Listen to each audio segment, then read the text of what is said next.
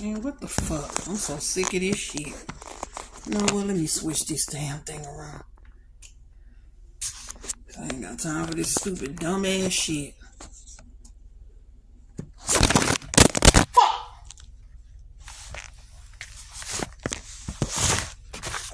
All of my damn charger ain't fucking broke. Oh my fucking god. This stupid raggedy ass bitch here.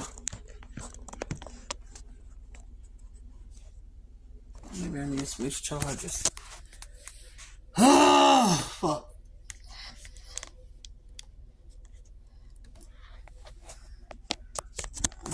Shit, fuck, damn. Now hopefully this stupid bitch will stay put. Because baby, I ain't got time for the dumb shit.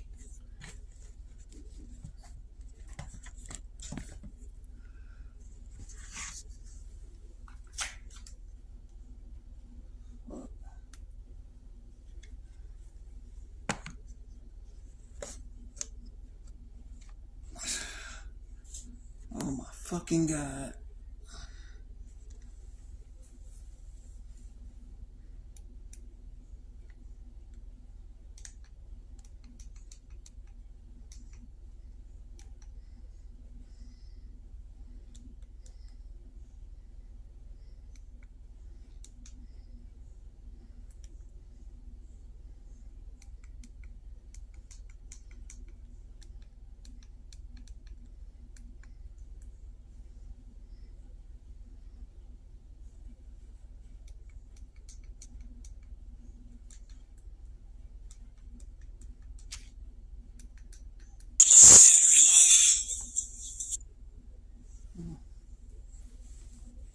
Shit!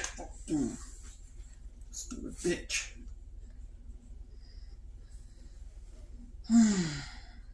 Damn, I swear.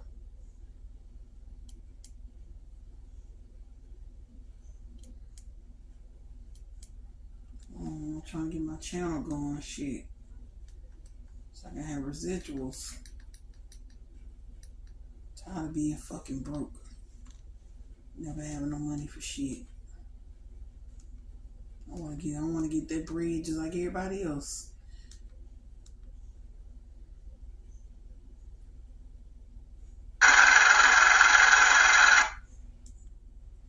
Plenty of bread, plenty of money to go around. Okay, what's going on with all my money motivated stars?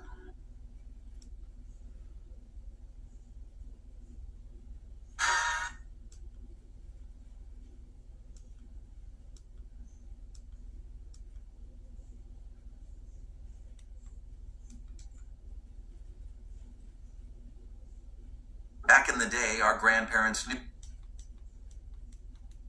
Shit. Oh, I gotta see this one. Yes, the fuck indeed.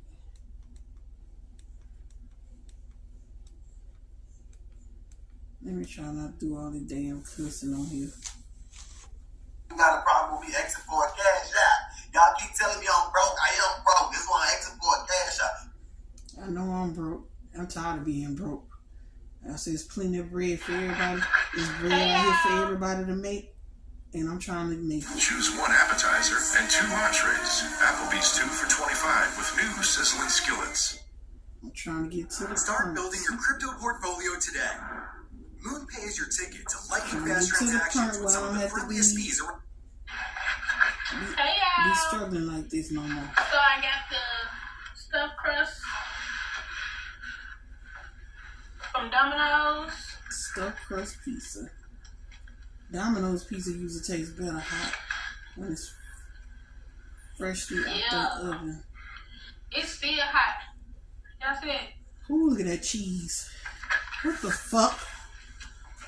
Stupid bitch.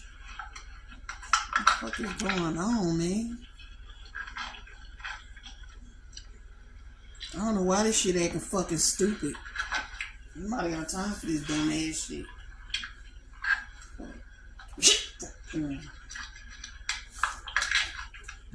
Yeah, I get mad and cuss for shit. Don't go right from me. That's me.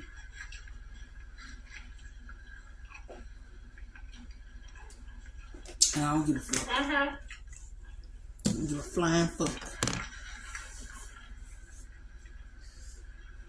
Yeah, ranch she putting on the pizza. I didn't want to put marinara sauce on it. Dipped in some marinara sauce.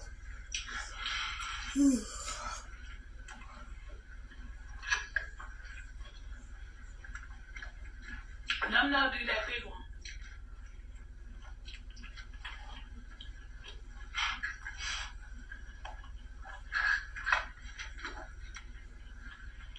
Thank you.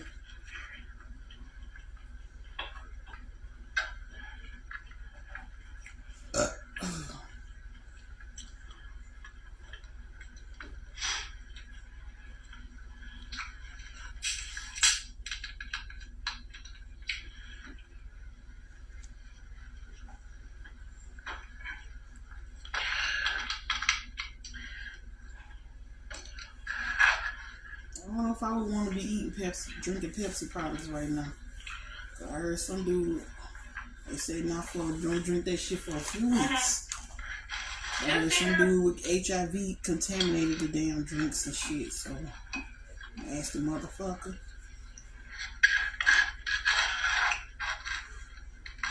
Num no need to keep this stuff pressed on the menu. Really trying to fucking contaminate, trying to infect people.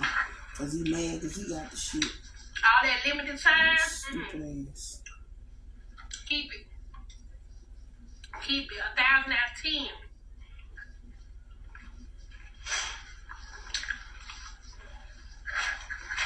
You really good like that because of the money you make from YouTube and TikTok with your fat ass.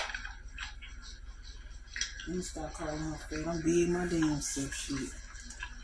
You drop some weight my motherfucking self just like she do too. When you see what it's really like when our skin touches wool, you see why we need Downy. Adding Downy to your wash not only makes your clothes feel softer on your skin, it breathes life into your laundry. What the hell? Comer? ¿Puedo comer? ¿Esto puedo comer? In this extra special extended series, Oh yeah, it's super delicious. we're doing a deep dive into Chile's most outrageous food.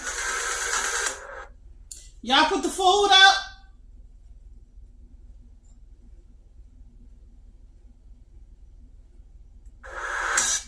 Hey!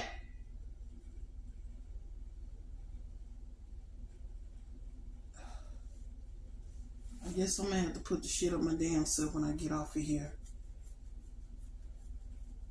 They respond, they must be fucking asleep. I got earplugs and they shit one, their ears one. I can't hear a damn thing I'm saying, goddamn. Deaf ass children I got. Especially that little lazy ass one there. Shit.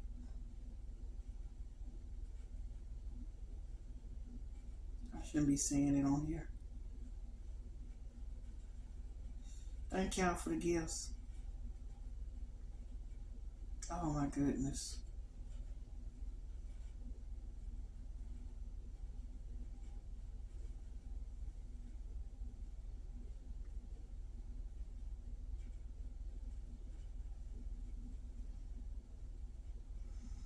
Ooh, I done made me some Jello. Some Jello. It jiggle like Jello. It jiggle like Jello. Yes, yes, honey. I'm in the fucking camera. Stop playing with me. I'm in the motherfucking camera. Bitch.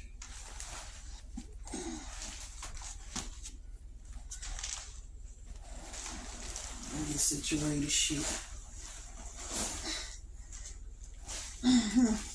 I'm in the fucking camera shit. Nikki Live, goddamn. Shit, hate when y'all do that.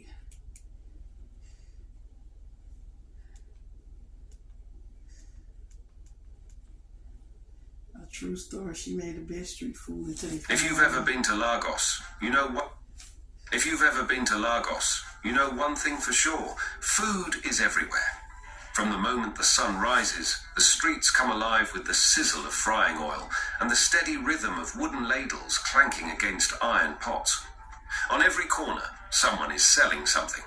There's the woman roasting bole, also known as plantain, over a wire mesh, the man expertly flipping puff-puff into bubbling oil, and the countless bukas, those small roadside canteens where sweaty traders, impatient Okada riders, and suited-up bankers all squeeze together at rickety tables, sharing the same steaming plates of jollof rice, efo riro or uwedu. But in the middle of all these options, in the heart of Ikorodu, there was one place that stood above the rest. A place where once you ate there, you never wanted to eat anywhere else. It wasn't the biggest restaurant. It wasn't the fanciest. Just a wooden house with a yellow door and a simple cloth banner that read, Mama Put, best food in Lagos. At first, it seemed like an exaggerated claim.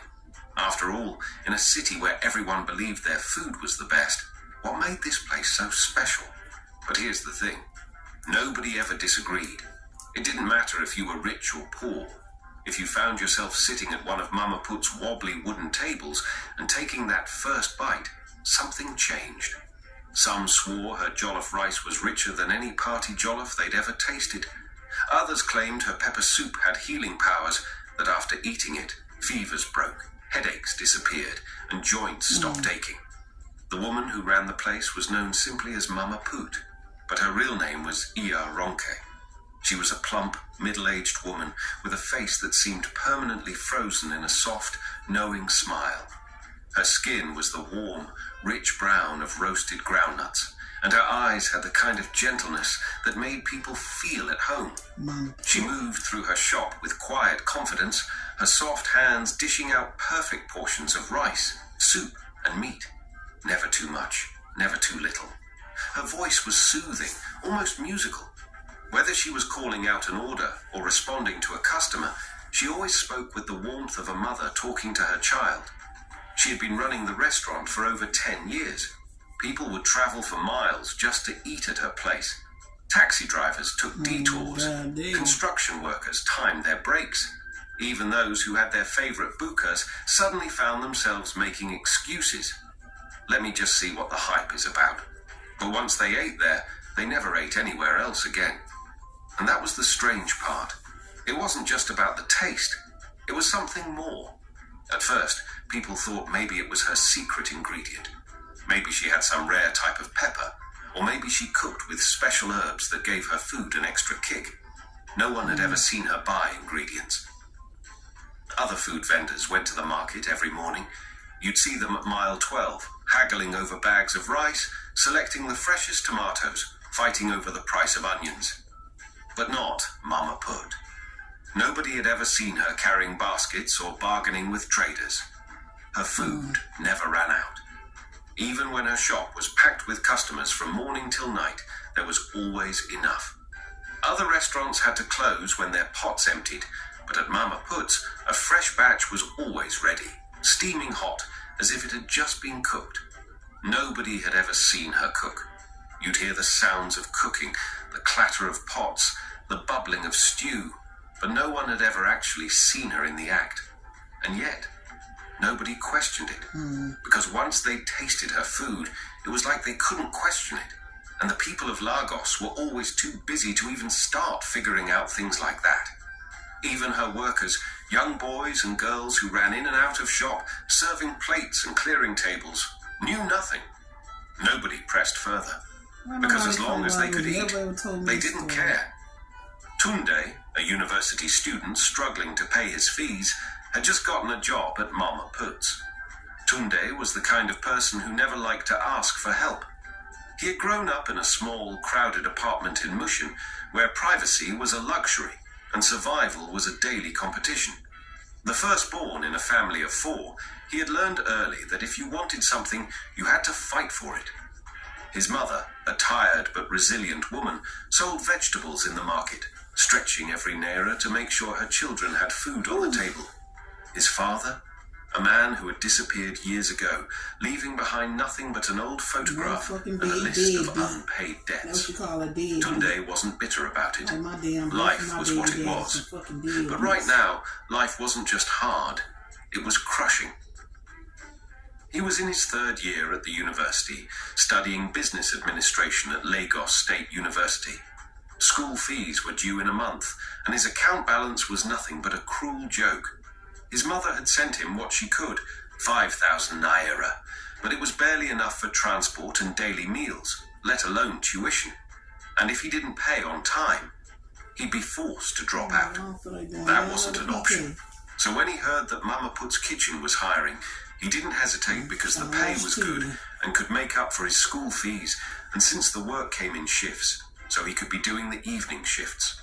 Tunde arrived at Mama Put's kitchen just before 6 p.m., dressed in a worn-out t-shirt and a pair of faded jeans.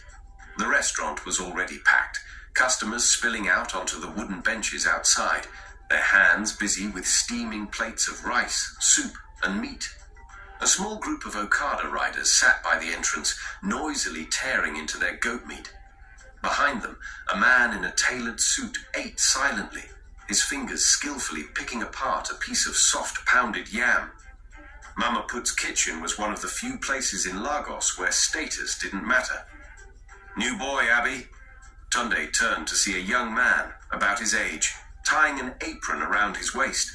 He was short, with sharp eyes and a lopsided grin. "I be Daniel," the guy said, handing Tunde an apron. "Oh yeah, make we start." Daniel showed him the ropes, how to serve, where to stack the plates, how to handle difficult customers. It wasn't hard work, but it was fast. The plates never stopped coming, and the customers never stopped ordering. By 10 p.m., Tunde was sweating. His arms ached from carrying heavy trays, but the job wasn't too bad. In fact, it was almost too easy. Then, just as he was wiping down a table, he heard it. A noise. Faint. Almost unnoticeable. Coming from the kitchen. It wasn't the usual clatter of pots and pans. It was something else. A soft humming, like a woman singing under her breath. A bucket shifting. The sound of liquid being poured. Tunde turned to Daniel. "Who's still cooking at this time?" Daniel froze for a split second before forcing a smile. "Na Mama Put." "At this time of the night?" Daniel grabbed a tray and walked away. "Just do your work." Tunde frowned. Something about the way Daniel avoided eye contact made his stomach tighten. He turned to one of the older workers, a quiet man named Baba Femi, who had been working there for years. "Baba, what's inside that kitchen?" Baba Femi gave him a long, steady look before leaning in and whispering, "Never enter the kitchen after dark." The words sent a chill down Tunde's spine. "Why?" he asked. Baba Femi shook his head. "No ask questions, way no concern you." Then he stood up and walked away. Tunde tried to ignore it, tried to focus on the work, tried to tell himself it was none of his business. But the thought kept creeping back into his mind. What was Mama Put doing in that kitchen so late at night? And why did nobody else seem to question it? By 11:30 p.m., the last customer had left, and the workers started closing up. Tunde wiped down the last table, stole a glance at the kitchen door, and felt his pulse quicken. The noises were still there. The humming, the shifting, the slow, careful pouring. Daniel locked up the front door and turned to Tunde. "You fit go now?" "You no stay behind?" Tunde asked. Daniel let out a short laugh. "Stay for wetting? My shift on finish." One by one, the workers left. All of them. Nobody stayed behind. Nobody even looked at the kitchen door. Mama Put was still inside, alone. Tunde hesitated. Then he stepped outside, inhaled the cool night air, and told himself to forget about it. Whatever was happening in that kitchen wasn't his problem. Tunde barely slept. Every time he closed his eyes, he heard the humming again. He imagined Mama Put, alone in the kitchen, pouring something into her pots. He thought about the way her food never ran out, about the way customers never stopped craving it. Something wasn't right. And the worst part? He had to go back the next day because he didn't have a choice. Tunde wasn't the type to get scared easily, but for the past few months, the feeling kept eating at him. He had been working at Mama Put's kitchen long enough to get used to the strange rules. Never enter the kitchen after dark, never ask where the ingredients came from, never question why the food never ran out. He had seen the way customers reacted after eating there, the satisfaction, the obsession, and he had ignored it. But every time he tried to sleep, he kept seeing that kitchen door in his mind. Something was behind it, something he wasn't supposed to see, and the curiosity was killing him. Daniel, his colleague, once joked about the never enter the kitchen after dark rule. If you like yourself, just mind your business. Even me, I never enter that kitchen once, and I don't plan to. Tunde had laughed it off at the time, but now, standing in front of the kitchen door, heart pounding, palms sweaty, he wasn't laughing anymore. Because tonight, for the first time, he was going to break that rule. It was almost midnight. The last plate had been cleared. The last customer had left. Mama Put had gone home. She left earlier that day. The other workers had left too. Except Tunde. He stayed behind, pretending to clean, waiting until the street outside was silent. Then he turned to the kitchen door. His hands trembled as he reached for the handle. He took a deep breath, and slowly, he pushed it open. The door creaked. The air inside was thick with the scent of hot oil, pepper, and something else he couldn't place. He stepped in, his eyes scanning the room. Her piss. At first, everything looked normal. The giant pots, the wooden spoons, the shelves stacked with plates. But then, he saw the bowls, a row of large metal bowls, neatly arranged on the counter, Her piss. each one filled with a thick yellowish liquid. At first, he thought it was oil, but something felt off. The color was too cloudy, the texture too watery. Tunde's stomach twisted. His mind screamed at him to walk away, but the realization hit him so hard he almost collapsed. It wasn't oil, it was urine. Mama Put was cooking with her own urine. Tunde slapped a hand over his mouth to stop himself from gagging. He staggered back, knocking over a wooden stool. The sound echoed through the empty restaurant. He didn't wait to see if anyone heard it. He turned and ran. For the next 3 days, Tunde didn't go to work. His phone buzzed non-stop. Missed calls from Mama Put. Texts from Daniel. Guy, you day sick? Omo, Mama Put they ask of you, oh. You know one come work again. He ignored all of them. He stayed in his room, barely speaking to his roommates. He tried to eat. He couldn't. Rice tasted like sand in his mouth. Gari made him nauseous. Even bread and tea, the easiest thing to eat, felt like chewing paper. No matter what he tried, nothing satisfied him. And that was when the real horror set in. Because there was only one thing his body craved. Mama Put's food. By the 5th day, Tunde felt like he was dying. His hands shook. His stomach twisted in pain. His head ached so badly he could barely think. His roommates noticed. Tunde, you sure say you never carry malaria? Make we go hospital. He waved them off. How was he supposed to explain that the only thing that could fix him was the very thing he was running from? That night, as he lay in bed, drenched in sweat, he finally broke.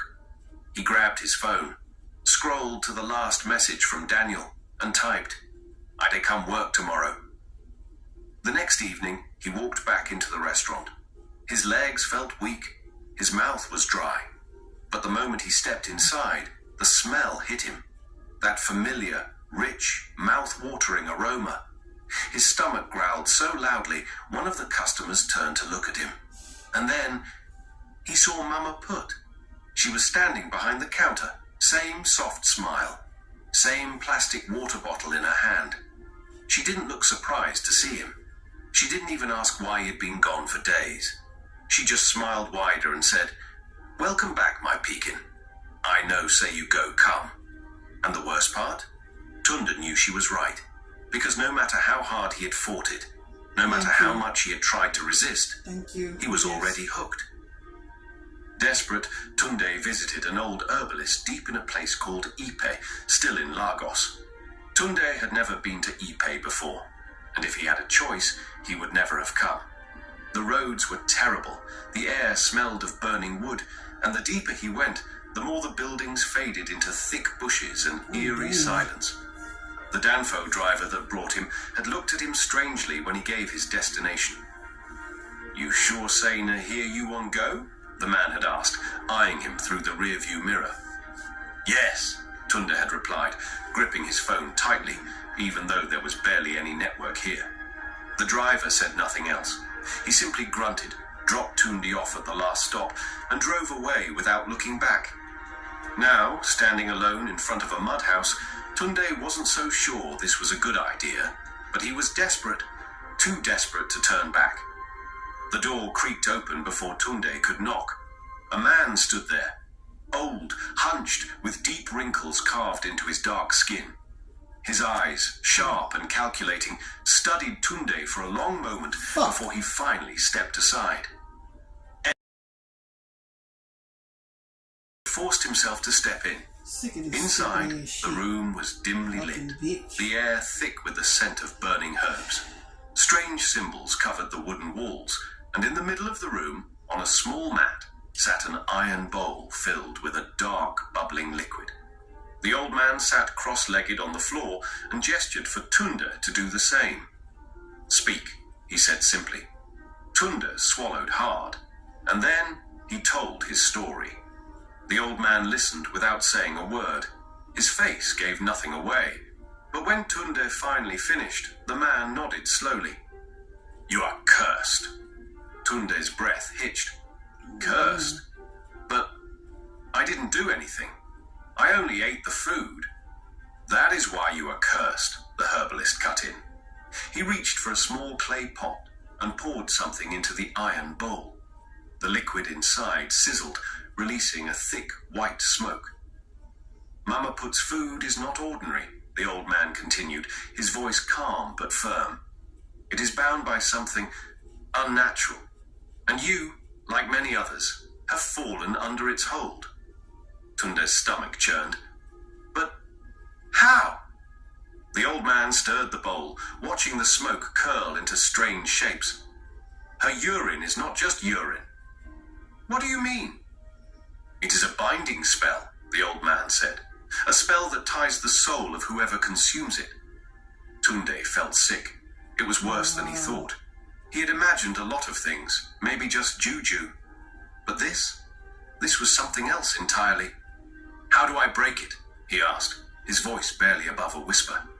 The old man sighed, shaking his head. Then he looked Tunde straight in the eye and said, "You must make her eat her own food." Tunde froze. A cold chill crawled up his spine. "Make her eat her own food," he echoed. The old man nodded, and that was when it truly hit Tunde. He had worked at Mama Put's for months. He had seen her cook, serve, and even pack leftovers for customers. But one thing he had never seen, not once, was Mama Put eating her own food. His mouth went dry. "She never eats it," he murmured, more to himself than to the old man. The old man didn't respond. He didn't need to, because deep down, Tunde already knew the truth. Mama Put's food wasn't meant for her. It was only meant for others, for people like him. And now he had only one way out. He had to do the impossible. He had to make Mama Put eat her own food, and if he failed, he didn't even want to think about what would happen. Tunde barely remembered the journey back. His mind raced with one question. How the hell was he going to do this? Mama Put was no fool. She never ate her own food. He needed to be smart. He needed a plan. And whatever he was going to do, he had to do it soon. Because the cravings were getting worse. And he knew, if he didn't break free now, he never would. Tunde barely slept that night. He lay on his spring bed, staring at the ceiling, his mind racing. His body was weak. He hadn't eaten properly in days. Nothing satisfied him anymore, except the thought of going back to Mama Put's. The cravings were unbearable, but he knew if he returned without a plan, he would never leave again. The next day, which was on a Saturday, the only day Tunde worked morning and afternoon shifts, Tunde walked into the restaurant as if nothing was wrong. The air was thick with the familiar smell of agusi and jollof rice, but now it made his stomach turn. Mama Put was already behind the counter, her colourful wrapper tied tightly around her waist, her thick arms stirring a steaming pot of ogbono soup. She saw Tunde and grinned, revealing her gap teeth. "Ah, my boy, you donde recover? You no come yesterday." Tunde forced a smile. "Ah, Mama, body no too strong, but I day okay now." She scoffed. "No, because you never chop my food. Come, make I serve you small." Tunde's throat tightened. "Later, Mama. Make I serve customers first." She nodded and turned back to her pot. Good. He had time. Now, he just had to wait for the perfect moment. Lunch hour was madness. The small restaurant was packed. Customers shouted their orders. Bowls clattered. The air was filled with thick laughter and the sizzling of frying meat. Mama Put was busy, as always, moving from one pot to another, dishing food with impressive speed. And that was when Tunde saw it. Her bottle? A small blue plastic bottle, the same one she always carried. She never drank from the cups or sachet water like everyone else. Always her own bottle. That was it. That was his chance. Tunde glanced around. Everyone was too busy eating to notice him. Heart pounding, he unscrewed the cap of her bottle and poured in a spoonful of soup from the large metal pot. Tunde stepped back and wiped his sweaty palms on his jeans. Now all he could do was wait. Seconds turned to minutes. Minutes turned to hours. Mama Put moved around as usual, laughing, shouting at customers, giving Tunde orders. And then it happened.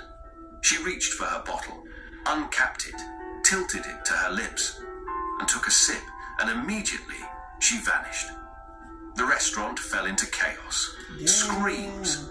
Plates crashed to the ground. Customers jumped to their feet and ran away, their eyes wide with fear. Wow. "Where Mama Put?" someone shouted. "She just day here now! Jesus Christ!" "No be human being, oh!" another shouted while running. Tunde stood frozen in the middle of it all, his heart hammering in his chest. He had done it. He had broken the curse. But the nightmare was far from over, because that was when the real horror began. For weeks, nobody could eat properly. Restaurants across Ikorodu were empty. No matter what they tried, no other food satisfied them. Not jollof rice, not amala, not even their mother's home-cooked meals. It was like their bodies had forgotten what real food tasted like. But slowly, painfully, the spell began to wear off. Their appetites returned. Food tasted normal again. Life went on.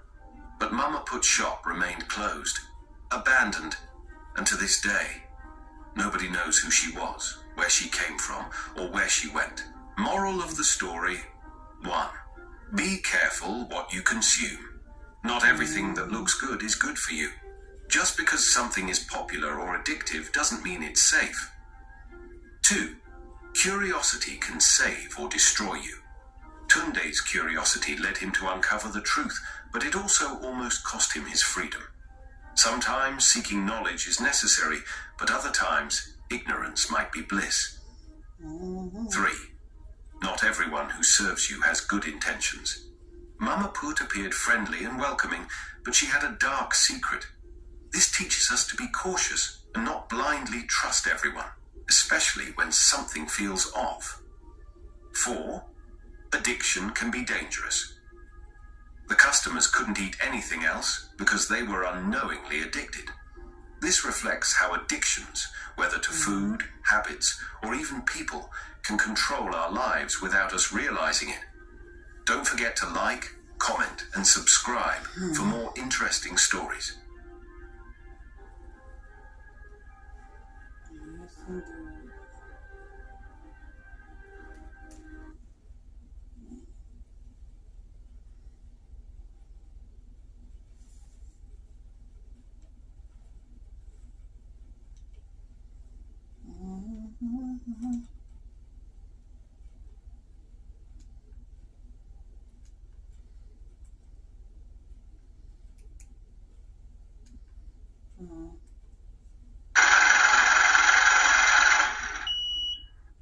Why you Now here we go. me? I look begging every day. Asking people to some buy badges. I'm being begging every single day. Literally every day.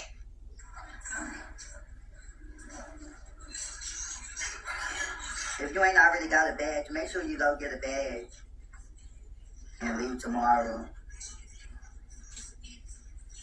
Again, cool head, ugly boy.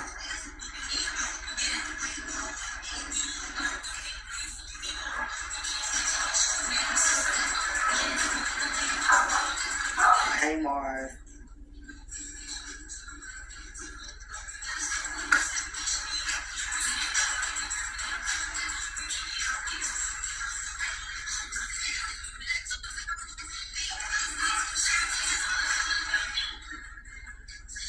Y'all gonna lie to me about saving some money. Come on, I'm gonna tell him you ain't Facebook is there. Hey, how you doing?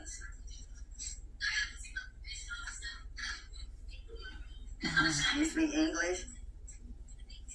How are you? Fine. Fine. I was wondering when you were gonna speak and say something. Tuh. Fine, thank you. Fine. Fucking girl, shut the fuck up, bitch. Girl, you always in the comments talking, girl. Shut the fuck up. Mind your damn business. Don't worry about me. That's not Paris, my girlfriend. You wouldn't have called you my girlfriend. You lame. This is funny. You talking about your girlfriend. That ain't my girlfriend.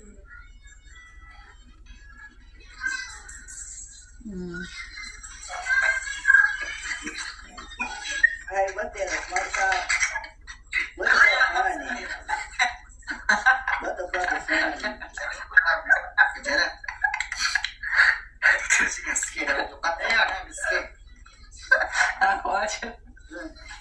I'm laughing at your ways. Hello there. Hey, how are you? Hello, I'm scared. You speak English? I'm not touching. How are you? How are you? I'm good. How are you? How are you? Y'all get me out the zero. You just killed Can y'all get me out the zero? What is? Thank Speak you. English? Yeah, do you speak English? Do you Вот speak, по-русски языке. do you speak fucking English? Oh my god. Oh, wow. По-русски Thank you, языке. Lotus. Thank you. What's your name? Not your stripper name. Да, вот куда вы смотрите? Girl. What the fuck is you saying? No, not a stripper name. My name is Shoka. Poker. Stroker. Stroker. Шока, это Шока. Шока. Моя, блядь. А вот это.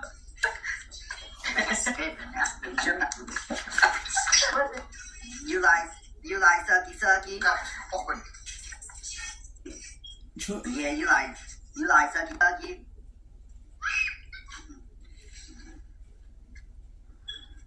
Yeah, I'm about to go. Y'all, it's 553 people on here. Make sure y'all. I wish this shit stop popping. Yeah, that's what guys here. Make sure each Fuck. and every one of y'all follow me. I'm about to get off of here. I probably will be back on a little later. I love y'all, and make sure y'all tap the screen and share the live, Shit okay? popping up on my damn phone. Phone always acting fucking stupid when Thank it's on y'all. charger. And thank each and every Bitch. I appreciate y'all that sent in. Then later on at night, he had a mental breakdown in the shower. Throwing up and carrying on his shit. Now, you crying the shit because you can't get a job. Because you got a warrant. Well, you need to take care of it. Be around, man. Don't be mad at your supporters because they don't want to see you no money. Who you think you is? The So nobody understands that. I'm just so check y'all ready to go.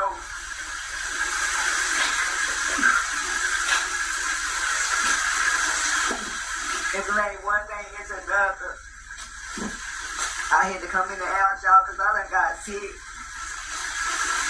My nerves done got that, and I done got sick. I been throwing up. I said, I'm about to go in here and take me a hot, nice shower to try to relax and calm myself down.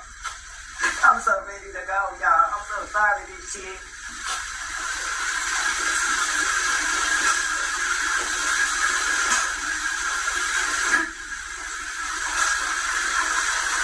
It's like the more and more I try to do right and do the right thing. All people want to do is be negative about the situation and shit. I don't know where I'm going. Yeah, everybody keep on Thank you. making these false vibes and shit. Like Erica put me out. Erica did not put me out.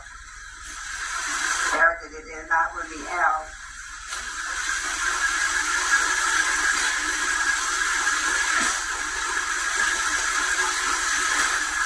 I can't help y'all keep on talking about chill and take care of myself. I can't.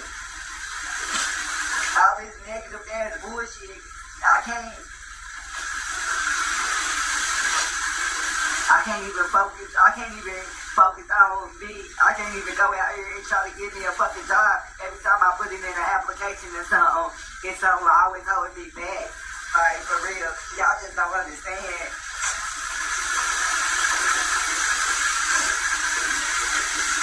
I'm trying to learn how to warn still not fucking higher. Y'all don't fucking understand. All y'all want to do is sit here and be fucking negative. I don't have time for that. I need to be around positive people that want to see me win, not negative people.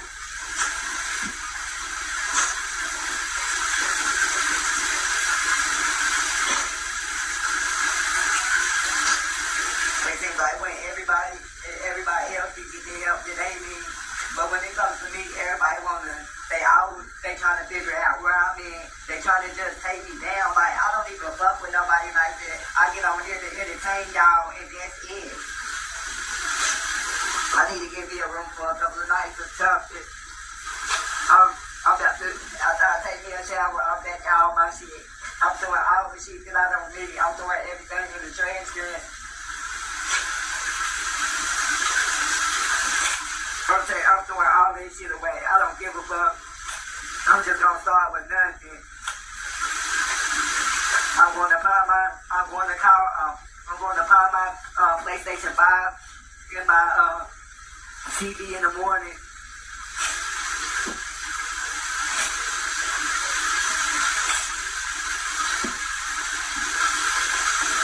I don't know how much it's gonna be for a few nights. I'm about to get in the shower though, y'all. Cause I've been sitting up here throwing up cause I don't feel good. My nerves is bad.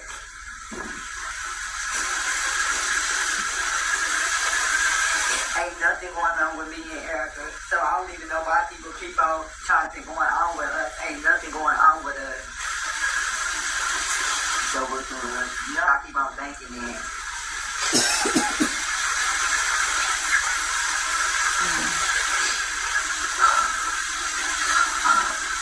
I need to calm down. Damn, too.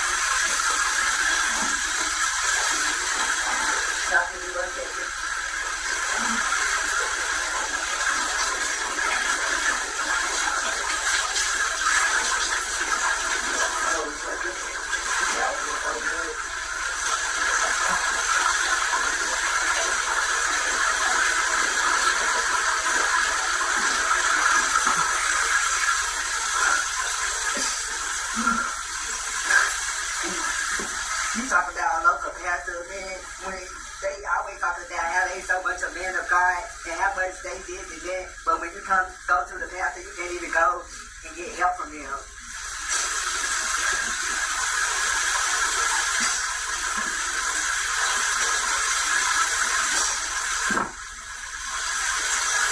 Thank you.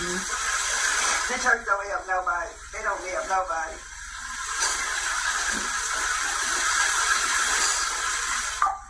I'm just sick of everybody.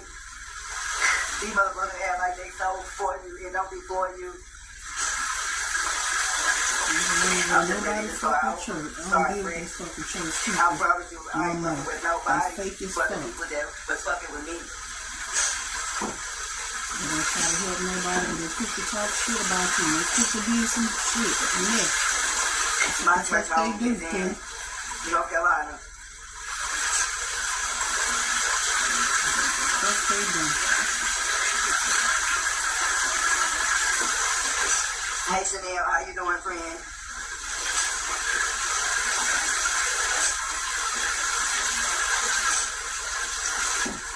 Thank you.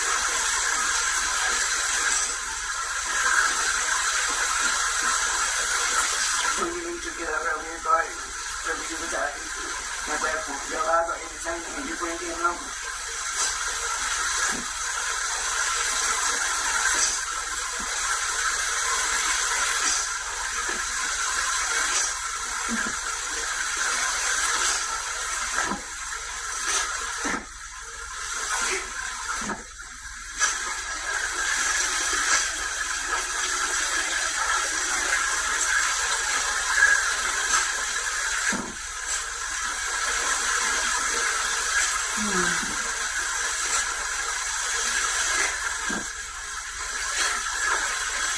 Jealousy outside is her. It's her.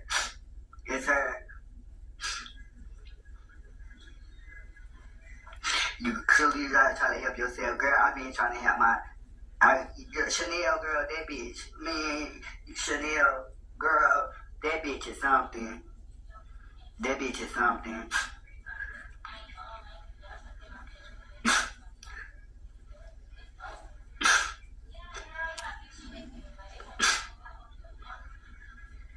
Girl, I'm about to block you.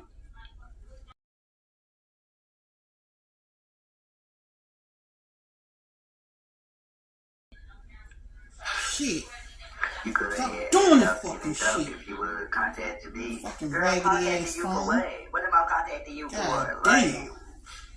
Y'all always telling me to contact y'all with y'all hit y'all up or something. But when I hit y'all up or Fucking something, God. y'all don't answer back or nothing. So stop trying to tell me I should have done this. Y'all always saying y'all should have could have would have. Like, stop it. She said to help me.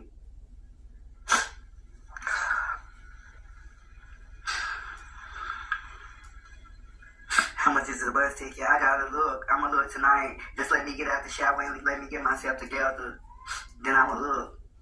I'm doing all of my shit in the trash tonight. All of my clothes and every fucking thing that I had. I'm throwing that shit in the trash. I had you, Clue.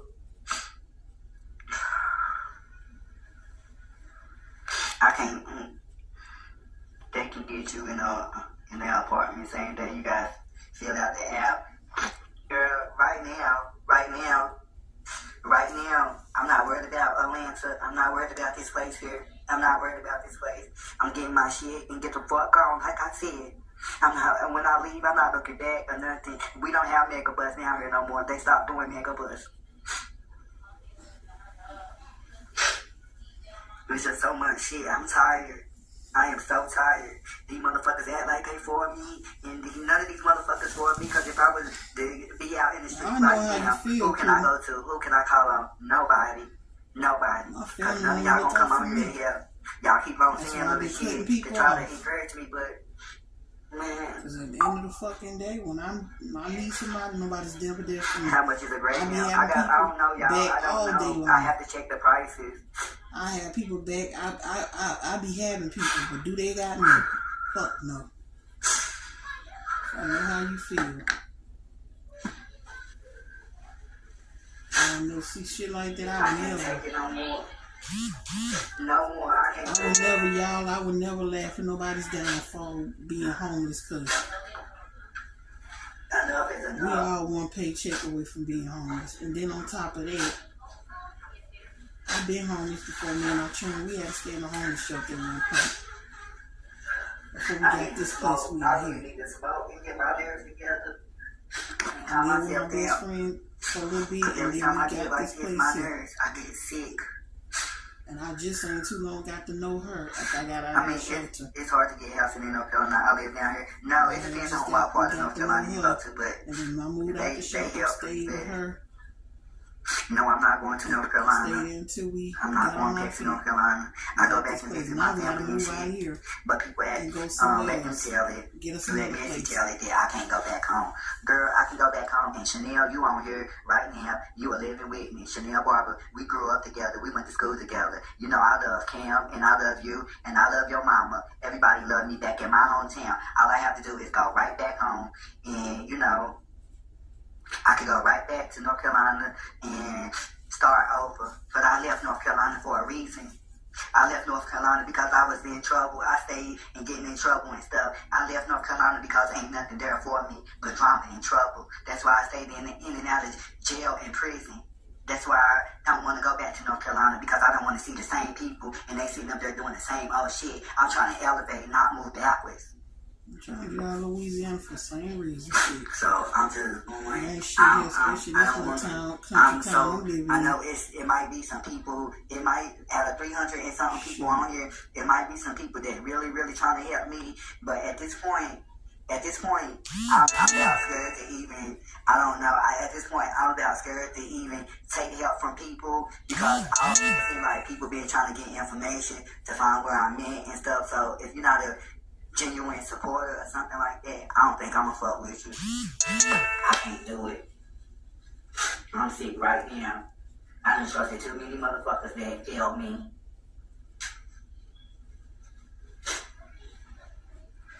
And I can say, the only person that I could call when I was going through for help was Camera live. Rolling through the Grand Mike, got the scoop. Caught a screenshot, quick shade, loop to loop. Cousin on the couch. Okay, y'all, so we're on a mission today. She ran out of her favorite body wash, so we're going to Walmart to fix that. The people want your body wash this mask. Yeah. What we doing, Sean? We're at Chipotle for our Good Eats. That's what we're going to call it, Good Eats, because this is very healthy for us. We are on a mission of building muscles, technicalities, and good lungs, livers. So we're finna eat. I'm getting a grilled chicken salad. And what are you getting, Shawty? Tony? I don't know. I'm not really a Chipotle guy, so I need to see. Oh, okay, well, I don't know. are you gonna do a burrito maybe? Watch out, damn, we can share rocks. You can't go in that way. Didn't it say door is locked? You don't read? Look at Phil. Hey, buddy. I like giving people names, y'all, because it makes me feel less of a man. How you think? Wow. But you, I don't want to sit with you. Red crazy. I'm sorry. It's okay. Don't apologize to them, girl. Who is he? I want to lay with you.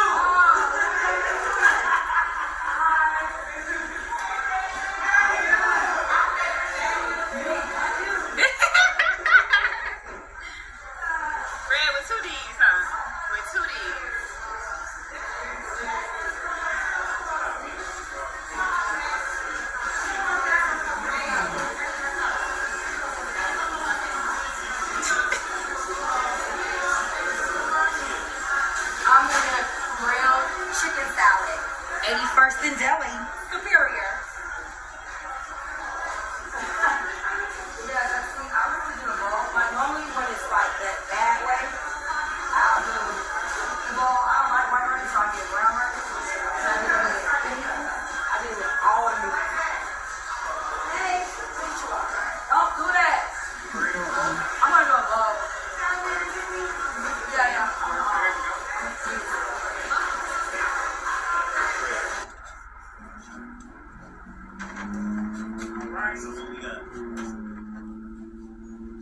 Okay, guys.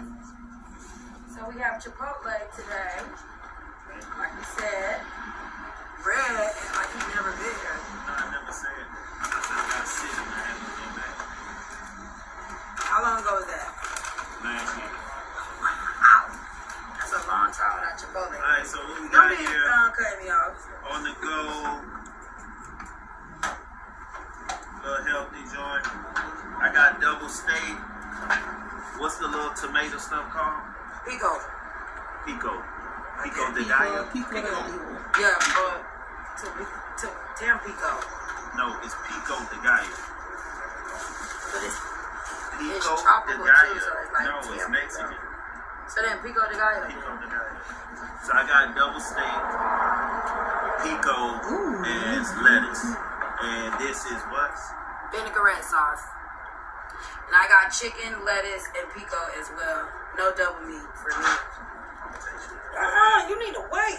You need to hold on. And you need to pray. You know, I thank for this food. So I receive. There's some Christ Oh, Then it came off that fork. You know that move. That's called the pick and dig and roll.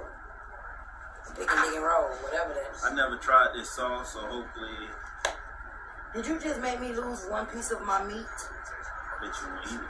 I bet I won't either. Pollen, you want me to eat pollen meat? You always coming out here messing up something. You can't never be cordial and they wonder why I be snapping. I be trying to have a good time with you on camera. You make me act this way. You make yourself that You make me act this way. Oh guys, we also got ocean water. That's not ocean. It's open. Oh damn. Open water. It's open water that is clearly closed. So if it's, why is it not sealed? You I mean, gotta why do is it this. You sealed? gotta do this.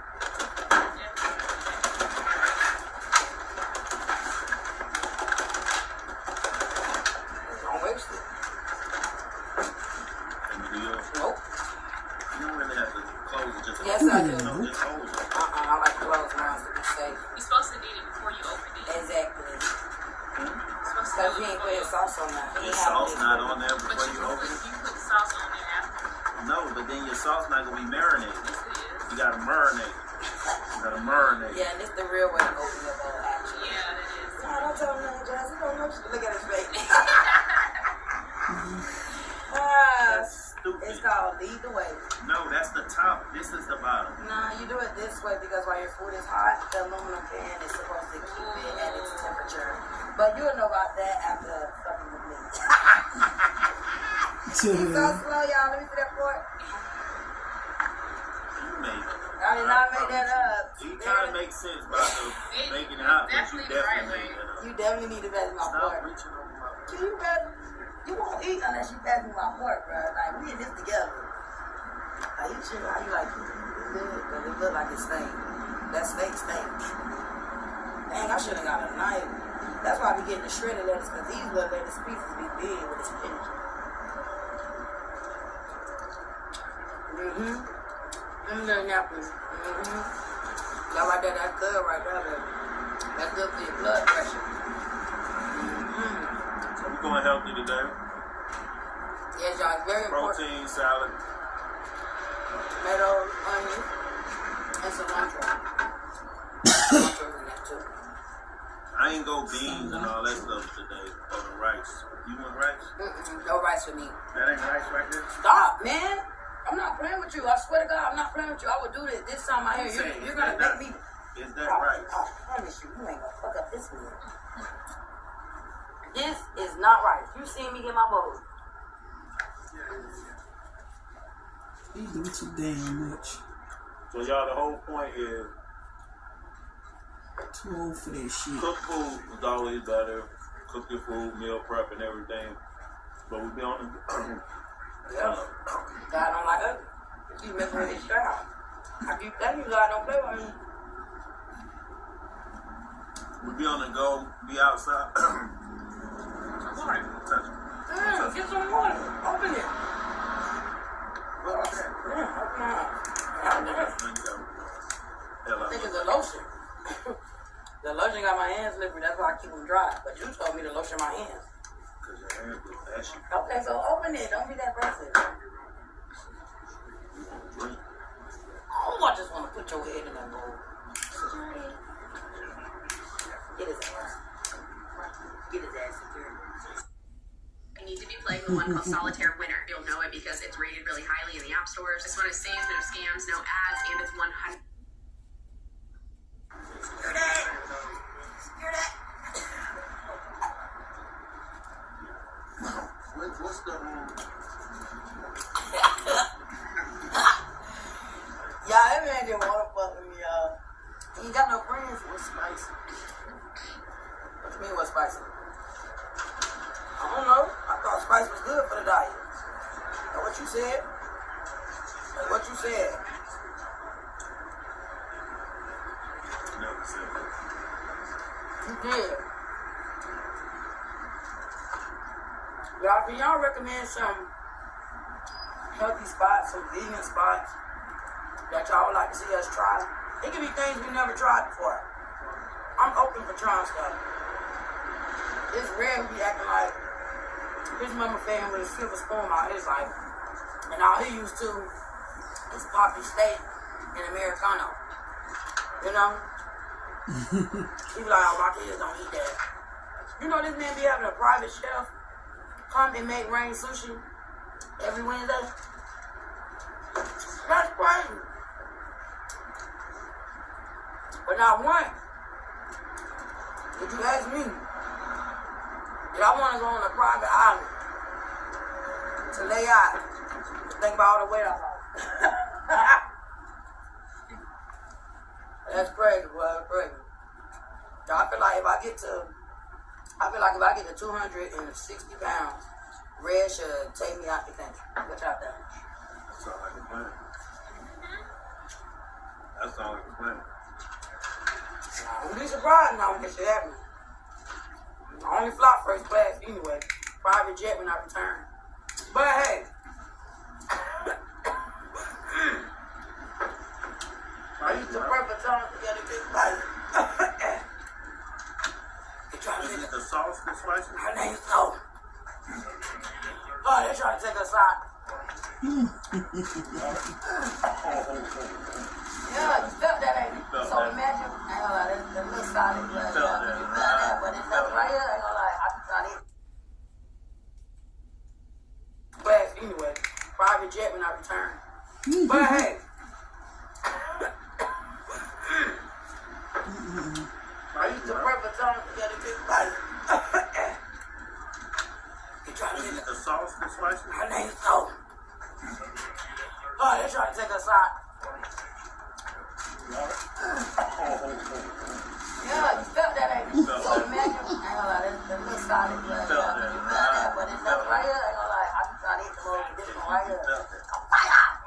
Yeah, thank you so much.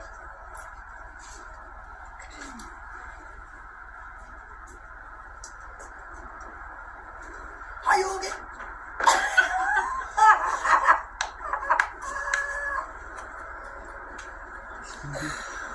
Well, that's I believe in being siblings. I'ma still eat mine. I don't know what he got. You touched my damn fork with your No, I did not. Yes, you did. You touched my fork with your fork. I don't want this no more. Like, go get me another extra steak and what you call it. Well, give me the card.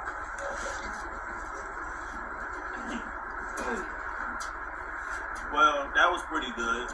This is awesome.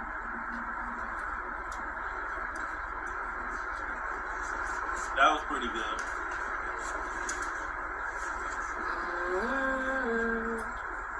Good evening. Keep your head up. Thank you. I'm really trying to sabotage my food. Just sabotage mine. So you gonna keep eating knowing I can't eat them? You can eat. You can eat. Ain't nothing wrong with me, man.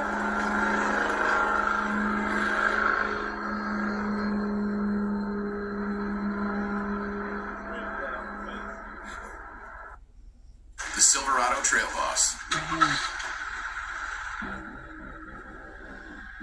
And a little. One bite. And then what Jenny asked too. One bite. Yeah.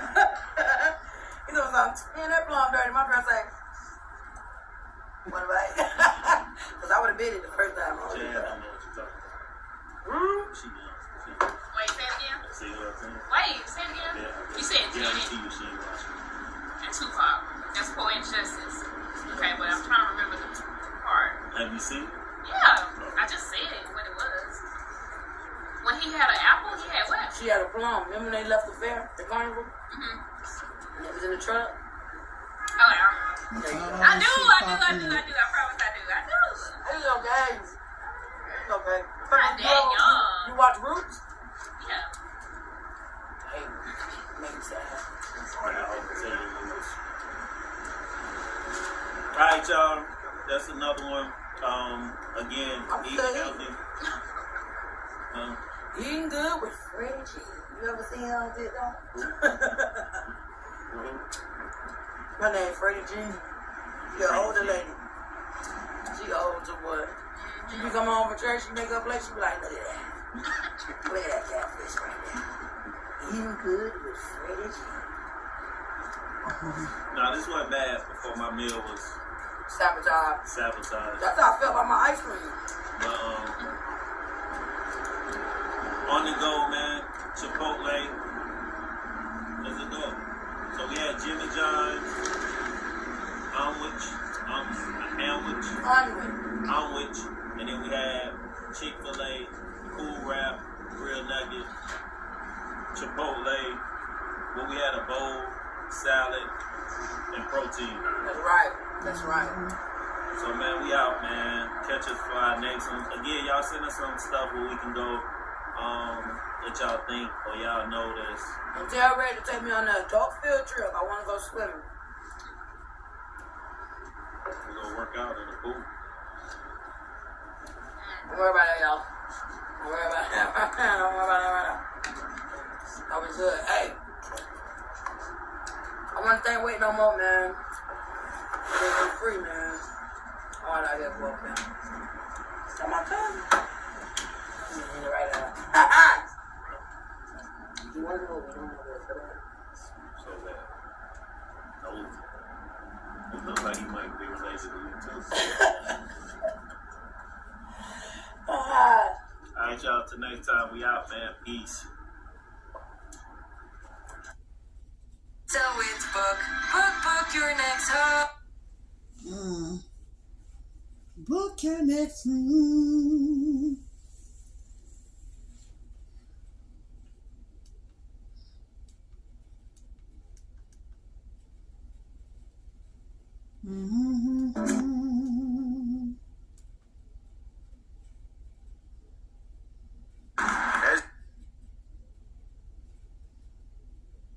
Shiny teeth that sparkle, add beauty to my.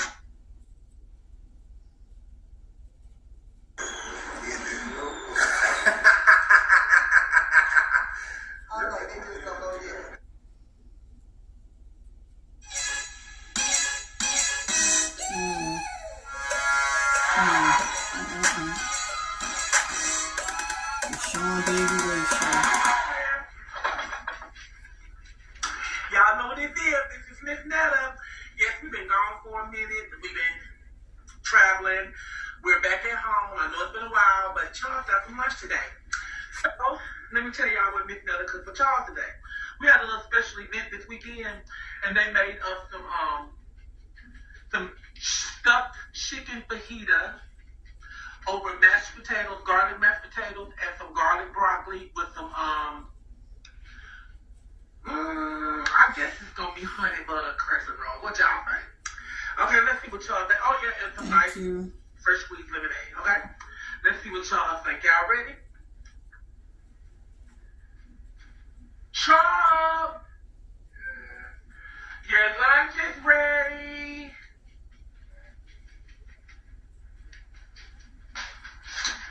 Okay, let me pull my chair out for my king. Hello, king. So, all right. Thank you. So I'm going to tell you what you got today, okay?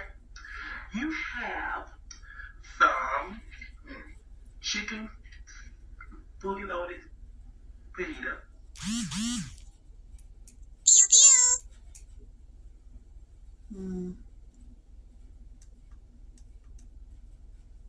Charles, your lunch is ready. I only cook for you.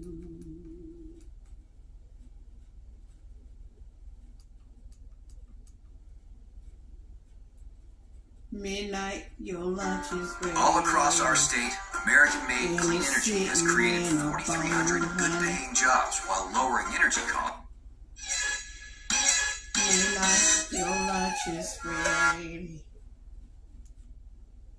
And it's sitting in a bowl. Oh, let me tell y'all what Miss Netta cooked for y'all today. We had a little special event this weekend, and they made us some stuffed chicken fajita over mashed potatoes, garlic mashed potatoes, and some garlic broccoli with some I guess it's gonna be honey butter crescent roll. What y'all think? Okay, let's see what y'all think. Oh yeah, and some nice fresh squeezed lemonade. Okay, let's see what y'all think. Y'all ready? Chop! Your lunch is ready.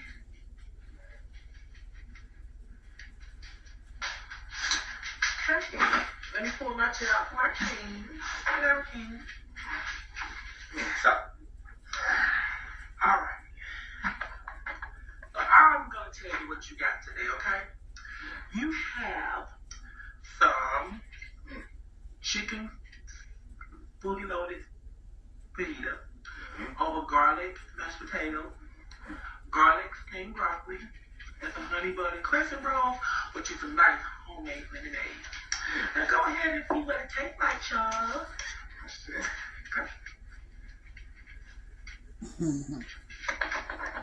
Say that ain't the fajita down at the bottom. That is at the top.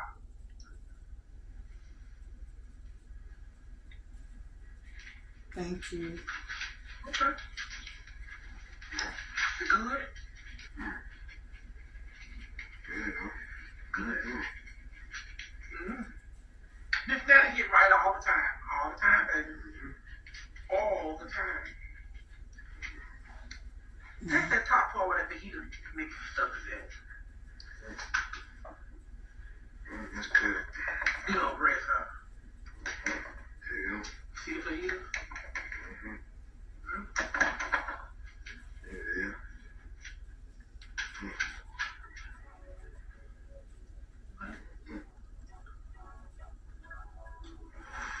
Hot today. You see that steam coming from it? It's not good on never be hot. Hot today.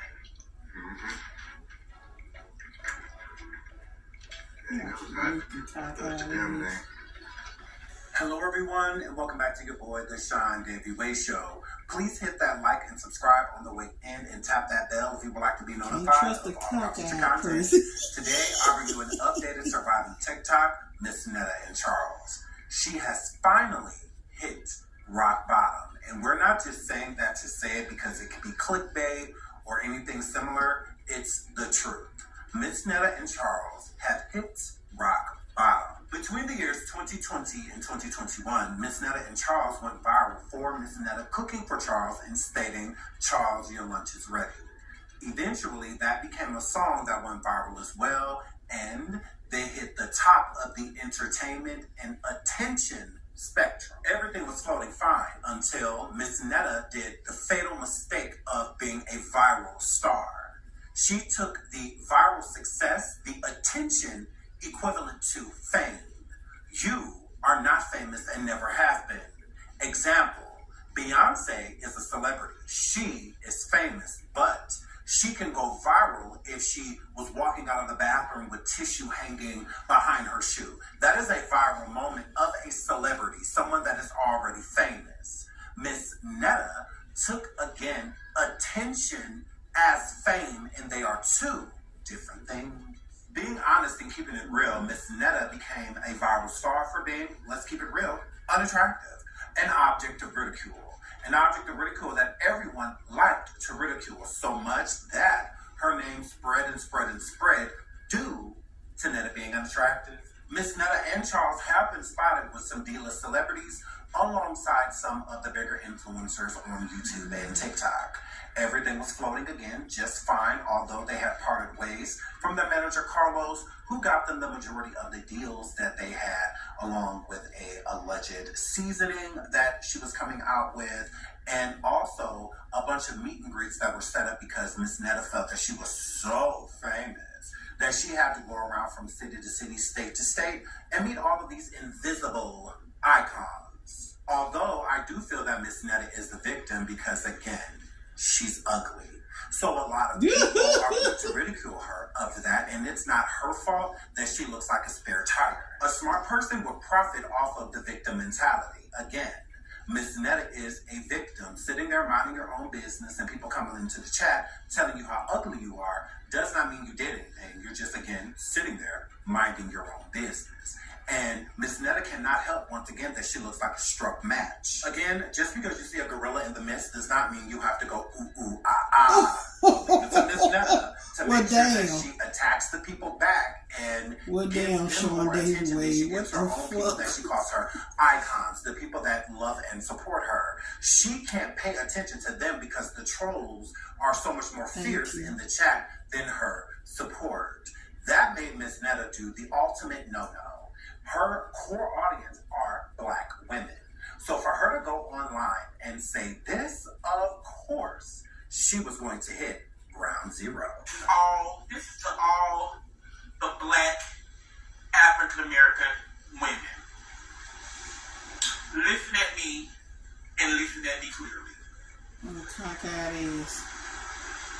If you don't want me coming for you, then just stop fucking coming for me, okay?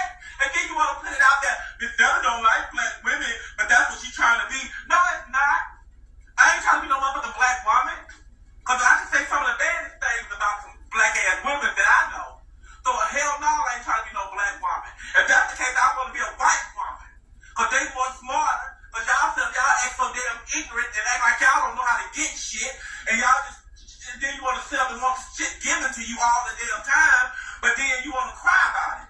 You know, so don't look at me and don't try to be, belittle me because I get on here and I fuck at you motherfuckers because y'all get on here, y'all do it. Ain't no white women on my page disrespecting me, cussing me out and all up in me and my husband business. Hell no, because they know how to mind their damn business, but you bitches don't. And then when I get on y'all ass, oh yeah, like Black women. Bitch, no, I just don't like you. Okay? That be my point. I don't like you. It ain't about no Black women or men. Because guess what? I get on the motherfucking men's too. And I know you see that. So it ain't just about no Black women. So just put it out there that Miss Netta don't like Black people. Okay? That's the case. I'd rather you say it like that than just to say I don't like Black women. Just say I don't like Black people. That was the beginning of the downfall of Charles and Miss Netta. What happened next was Miss Netta just kind of went off the grid with the whole Charles and her setup and skits that they would do. Charles kind of went non-existent. You barely ever see him, you barely ever hear from him, and it's hard for her to even get him to come on camera anymore. Do I believe that Miss Netta and Charles broke up? Well, listen to Miss Netta. She started a live the other day and stated that if she didn't get at least 2,000 people inside of the chat, then she would not tell them about the breakup. Now, I do believe partially Miss Netta was trolling when she said this, but I also believe that there's a truth to every little lie. All thing I can tell y'all is that majority of y'all wish have came true. I'm tired of dealing with it. It's too much. So if I can't get 2,000 people on this live, then y'all won't know. Everybody else can do it. So if I can't do it, then y'all won't know. I'm gonna go and continue fixing me my breakfast. Okay, I don't know if y'all getting a hint or not, but I'm gonna go and fix my breakfast for me this morning. So y'all, I will give y'all a second. Share this live. Get the people on here. Get the talking in the comments and tell them that Miss Netta got something to say. And in order for Miss Netta to say it, then we got to get these people on here. So I need my 2,000 people. If I can't get 2,000 people on here and I got get 1 million views and stuff, then I don't know. What the number? 300? 700? Oh, y'all ain't doing good enough. I'm telling y'all, if y'all don't get me where I want to be at, then I ain't saying anything. Yeah. playing in our face. Look at the left and side eye. But I'm gonna be okay. I'm gonna be okay. That part I'm gonna be okay. Those of y'all that's concerned, I'm gonna be okay. I'm gonna be okay. But it just don't sit right with me. It just does not sit right. I'm gonna be the first one that y'all hear from. Maybe.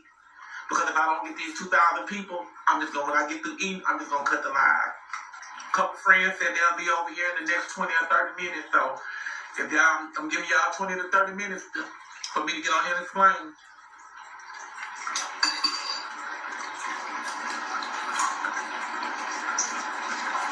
So once they start showing up, I'm getting off. Y'all. People fall into debt for all kinds of reasons.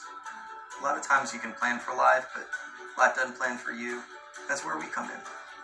Our firm's main goal is to help people by providing financial relief. If you're struggling in financial stress, if your family's suffering, if you're suffering, if you can't meet your obligations, there's another way to do it. So don't wait until it's too late. Come in and find out what your options are. There's a way to get a fresh start. Oh, dish soap is on sale. We need it? Yeah, I think we need ketchup too. What's in there? Not in the fridge? Ketchup does not go in the fridge. You playing. Ha ha ha ha. I'm not. Download the Instacart app and save with flyer deals. Y'all find out some other day.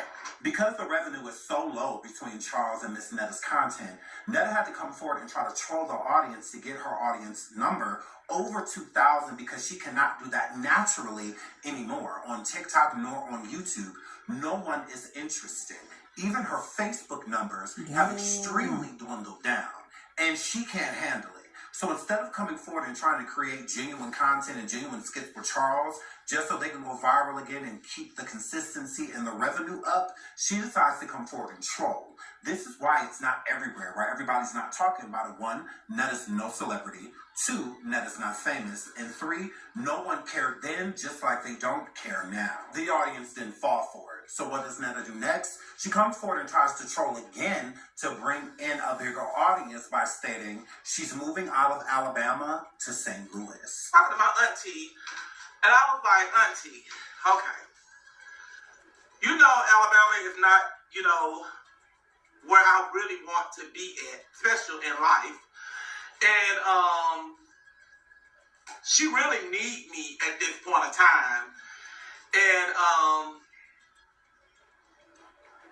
I was born in St. Louis, Missouri, So who knows what's going to happen between now and the summertime. Like I was telling her, I don't know, Aunt Gertrude. I may just come and move back up there into St. Louis to help you. Because to be honest with you, my auntie there in St. Louis have no family members there, period. Let me push it back. Yes, she do. She have a grandson that stays there, and she have his children that stays there. But as far as like any of her sisters and her brothers, which they done deceased and gone, except one sister, and nephews and... After Netta tried to troll her audience and tell her audience that she was moving to St. Louis, that fell flat. So Netta went to do a performance, one that I think she thought would go viral because it would make it seem as if she was doing a good thing and that she's looking out for the youth as she so swears she wants to. Everything's about kids and she wants to look out for kids, and she's been caught in scams before, having people send her cash apps for school supplies and backpacks for children going back to school, and that never happened. She had 4 or 5 backpacks and they were all at her house, and no family came forward to state that, thank you, Miss Netta, for helping my kid out. So her and Charles go into this huge event in Netta's eyes.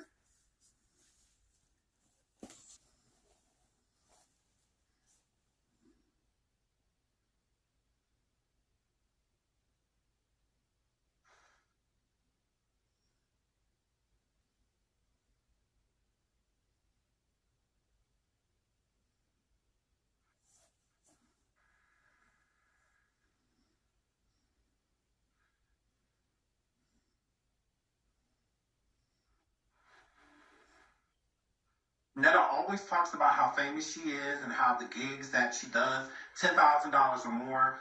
There's barely any children at this party, and it's for a schooling event. It's not a birthday party. A lot of people are saying that. It kind of gives the birthday party vibe, but it's not. As you see, there's children painting, and other ones just running around, not paying attention to anything that Netta and Charles and their guest is on this invisible stage doing. This is nothing more than a barbecue performance, a chitlin circuit type of performance. And again, I'm not here to judge anyone that do performances close to or alike, but when you're going around with your nose in the air, acting like you're so much better than people, acting like you get all of these big deals, and she states that she doesn't even show up if she's not being offered $10,000 or better for events, to being out here at a child's event that children don't even follow her. Children know of her, but they don't follow Miss Netta. It's hard to.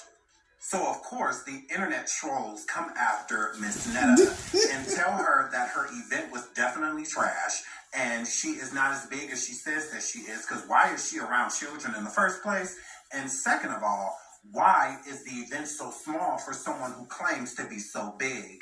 Netta jumps online like she normally does to combat the trolls, because that's way more important than just being happy about the event and thanking the people that invited her, and also thanking her fans that supported her.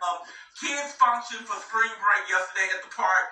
I was kind of ticked off because I wasn't ticked off.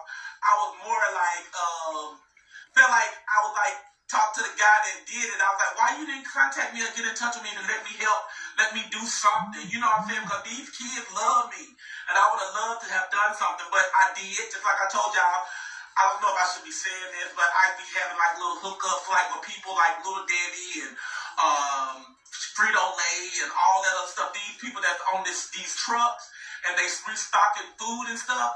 I have people that I know, and you know how they do it at the end when the food is almost outdated, like the chips and stuff about to get old, they will give them to me. They don't be stale, just like my friend told me, these chips are not stale. So, of course, Netta complains about the promoter and also the person that hired her to come and do this spring break event. Again, this is not a birthday party. It was a spring break event for children. Instead of her just saying, hey, the performance was good, I'm glad Charles and I got out there, you know, we love the kids, anything that we could do to give back. No, she has to come forward and complain and state that if the person that invited her to do the performance would have let her know a little sooner, then she would have been able to bring spoiled products to the children. Miss Netta states that she knows someone that gives her food that just so happens to fall off of the back of the truck before it's about to expire. And excuse me, I don't need to laugh, but who says that? Who says if they would have told me sooner, then I could have brought spoiled products to the children, or about to expire, about to be stale products that if they eat in the next 60 seconds won't spoil, and I could have brought it all to them for free. And that would have made the event so much better if I could have brought about to expire in 72 hours food to these children. See, this is why Miss Netta and Charles should not be allowed to be around children, because Charles picks up a child that just walked up basically to just walk up. You know, he wasn't walking up because like, I'm such a fan of this song. They don't even know the words and nobody's dancing to it, you know, or anything like that. So Miss Netta, you got her on the other side trying to get these children food that's about to expire in any time now. So it's just, yeah, y'all should be far away from people's children. Expired on there in 2 weeks. So this function was going on today, so the stuff is still good. I have people like that to give stuff to me. I don't eat that. Me and Charles don't eat sweets and snacks and all that. We don't do all of that. You know, so I like what I do with those snacks, no Little Debbie. I don't have to spend no money, but what I can do, I can give back to the community. Just like the people